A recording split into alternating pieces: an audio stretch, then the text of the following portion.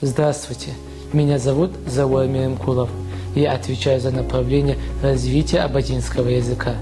В рамках научной программы по сохранению и развитию абазинского языка мы проводим фестиваль, который включает в себя конкурс чтецов, сочинения и олимпиаду на родном языке.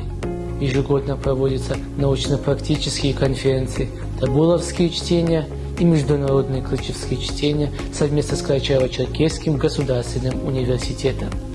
Мы обращаем особое внимание на работу с подрастающим поколением. С 2017 года издается детский журнал «Шияджа». Уже выпущено 25 номеров. Для самых маленьких была создана интерактивная игрушка, говорящая на абазинском языке. Разработана настольная игра «Дача Тайха» и 3 приложения для гаджетов по изучению языка.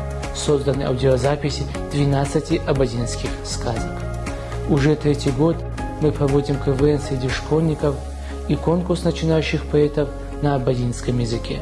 Пока жив язык, жива наша культура и наши традиции.